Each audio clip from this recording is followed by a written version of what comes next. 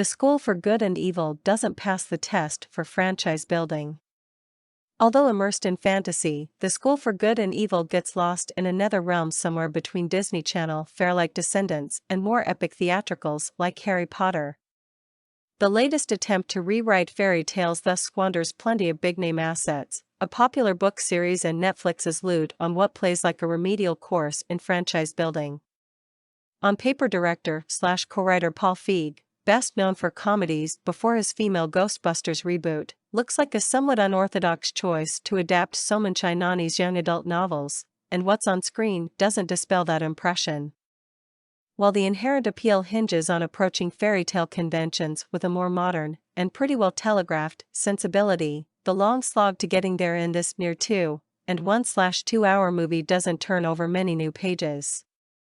Best friends Sophia and Caruso, a dreamer, and her more practical and protective pal Agatha, Sophia Wiley of Disney's Andy Mack and High School Musical, the series, get whisked away from their humble village to the enchanted school of the title after a prologue, narrated by the seemingly everywhere Cate Blanchett, about two brothers who embodied the ongoing battle and quest for balance between good and evil. The Magical Academy trains aspiring princes and princesses, some with fairy tale lineage, in the art of good, under the stewardship of Professor Dovey, Kerry Washington, which is enjoying a long win streak against the evil kids, learning villainy from Professor Lesso Charlize Theron. Both operate under the oversight of the headmaster, Lawrence Fishburne, in a place billed as where the true story behind every fairy tale begins. Not only do Sophie and Agatha wind up in opposing schools, but they're both convinced they have been situated in the wrong place. One is tempted to cite Sorting Hat error, but that's a different franchise. Moreover, each is repeatedly told that they possess a larger destiny, the ultimate fantasy in these tales, however trite it might sound, and share an interest in one of the good school princes, Jamie Flatters, who happens to be son of King Arthur.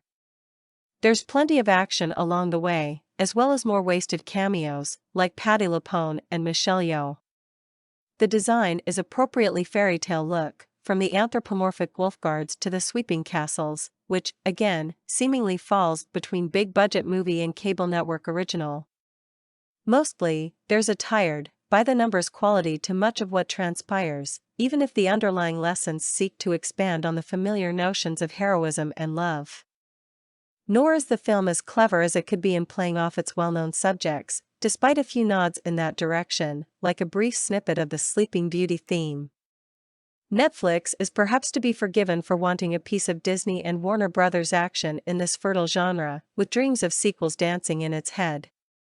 Yet if you're going to arrive this late to the party, at least bring something significantly new to it.